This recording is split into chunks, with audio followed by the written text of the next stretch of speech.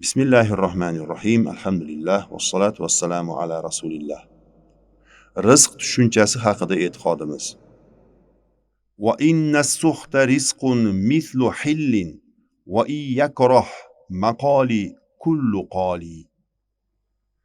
Ma'no jihatidan tarjimasi. Albatta harom mol agarchi so'zimni barcha yomon ko'ruvchilar yoqtirmasa ham halol moldek rizqdir.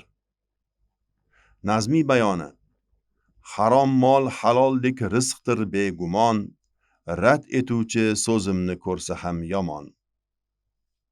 Matn sharhi. Rizq so'zi lug'aviy jihatdan rizq, kunlik ovqat, ulush, in'om kabi ma'nolarni anglatadi. Istilohda esa Alloh taolo jonzotlarga yetkazgan va ular iste'mol qilgan narsa rizq deb ataladi.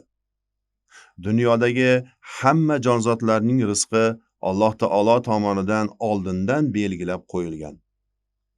So'fi Allohyor bobomizning joylari jannatda bo'lsin, rizq haqida qanday e'tiqodda bo'lishni qisqa va lo'nda bayon qilib qo'ygan.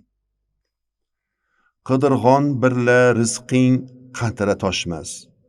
Ketar qadring qadardin hargiz oshmas.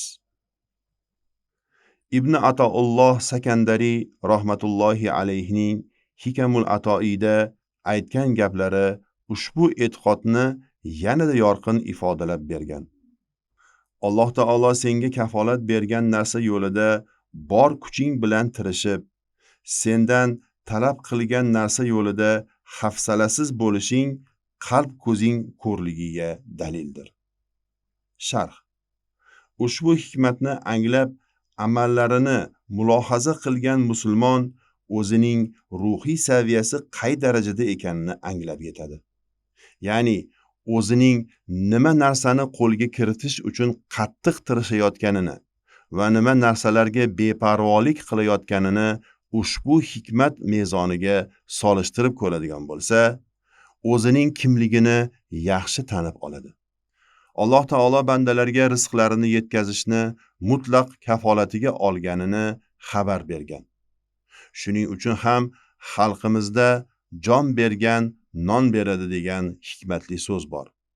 Bandaga rizqini kafolatlagan Alloh taolo undan ibodat qilishni quyidagicha talab qilgan. Astaizu billah. Ya ayyuhan nasu ubudu robbakumul-lazi xalaqakum vallazina min qablikum. Sadaqallohul azim.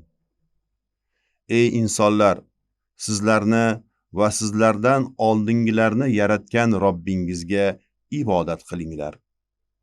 Baqara surasi 21-oyat.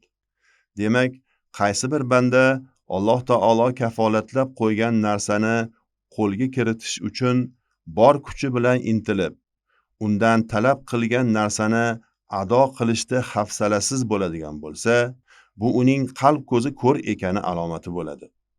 Ya'ni peshonasidagi ko'zi ko'r kishi hissiy narsalarni ko'ra olmaganidek, qalb ko'zi ko'r inson ham ma'naviy narsalarni ko'ra olmaydi. Ammo ushbu ikki ish jamlanmasa, hukm bunday bo'lmaydi. Masalan, birov ibodatlarga beparvo bo'lmasdan halol rizq topish yo'lida bor kuchi bilan harakat qilsa, qalb ko'zi ko'r hisoblanmaydi, balki gunohlari mag'firat qilinadiganlar qatorida bo'ladi. Demak, belgilab qo'yilgan rizq ziyoda va kam bo'lmaydi.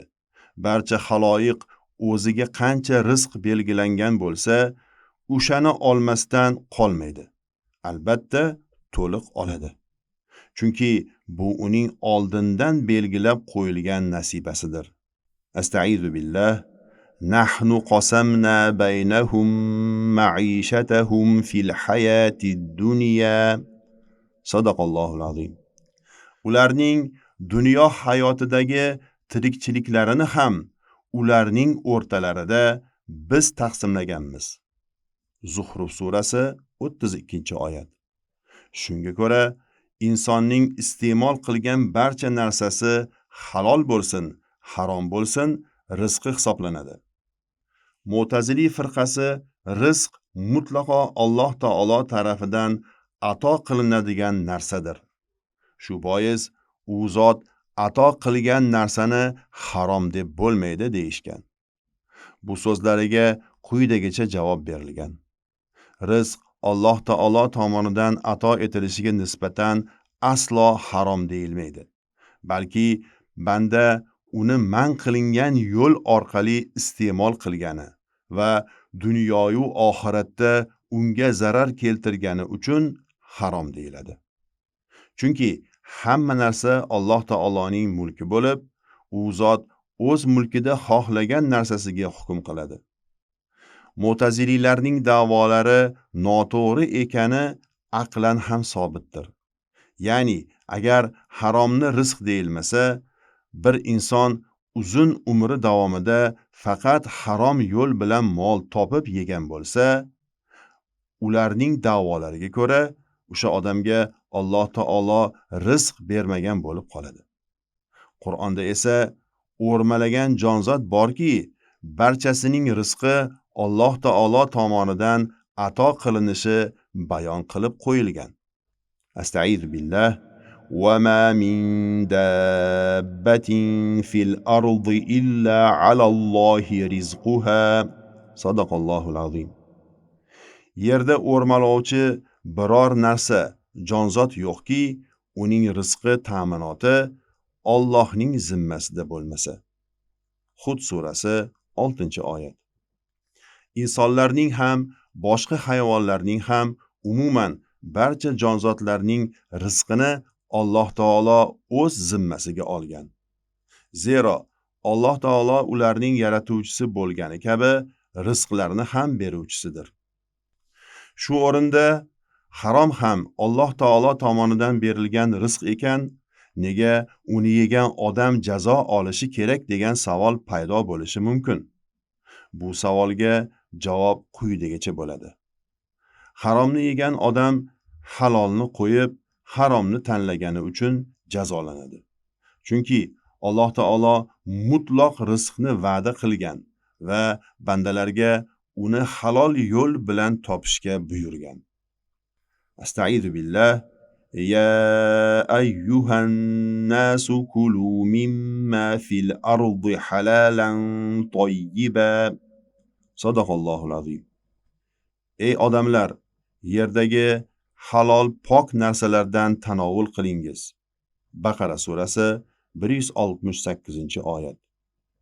Agar banda shaytonga va nafsu havosiga ergashib, Alloh taolo buyurgan halol yo'ldan rizq topishga urinmasdan, harom yo'ldan topishga urinsa, Alloh taolo o'sha yo'ldan ham unga erishtirib qo'yaveradi. Lekin buyrug'ini bajarmasdan man etilgan yo'lni tanlagani uchun jazoga giriftor qiladi.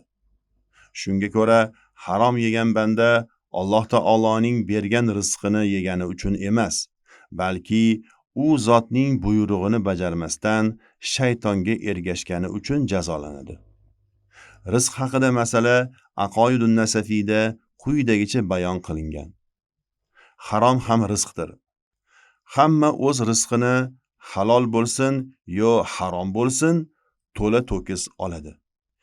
Inson o'z rizqini yeya olmay qolishi yoki boshqa birov uning rizqini yeb qo'yishi tasavvur ham qilinmaydi. Iqtibos tugadi. Alloh taolo biror kishiga iste'mol qilishni taqdir qilib qo'ygan narsani boshqa birov ustamonlik yoki ayyorlik bilan ilib ketishi mumkin emas. Har bir kishi o'z rizq va nasibasini albatta oladi. Ammo rizq mulk ma'nosida qo'llanganda uni boshqalar ham olishi mumkin. Astag'izu billah. Allazina yu'minuna bil g'oybi va yuqimuna s-solata va mimma razaqnahum yunfiqun. Sadaqallohul azim. Ular g'aybiy xabarlarga, payg'ambarim Muhammad keltirgan xabarlarga iymon keltiradigan, namozni barkamol o'qiydigan va biz rizq qilib bergan narsalardan sadaqa va ihson qiladiganlardir. Baqara surasi 3-oyat. Ushbu oyatdagi rizq qilib berilgan narsalardan ehson qilishlari, ularga mulk qilib berilgan narsalardan boshqalarga infoq ehson qilishlari ma'nosini anglatadi. Ibn Ataulloh Sakandariy rahmatullohi alayhining Hikamul Atoiyada aytgan so'zlari to'g'ri tafakkur yuritgan har bir mo'min bandaning qalbini sururga to'ldiradi.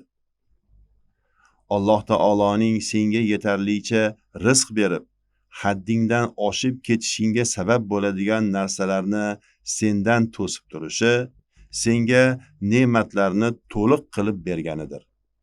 Iqtibos tugadi. Sharh. Alloh taoloning bandaga yetarlicha jismoniy va ruhiy ozuqalarni berib, bandaning nafsi xohlagan ba'zi zohiriy va botiniy narsalarni unga ato qilmasligi aslida unga berilgan to'liq ne'mat hisoblanadi. Chunki tirikchiligi uchun yetarli narsani topa olmaslik kishini bandalar oldida xorlanishiga sabab bo'lsa, tug'yonga ketkazadigan narsalarning ato qilinishi uning dunyosini ham, oxiratini ham boy berishiga sabab bo'ladi. Shuning uchun kimga tirikchiligiga yetarli narsalar berilgan va tug'yonga ketkazadigan narsalar berilmagan bo'lsa, unga ne'matlar to'liq qilib berilgan bo'ladi. Va sallallohu ta'ala ala xayri xalqihi Muhammad va ala alihi va ashabihi ajmain.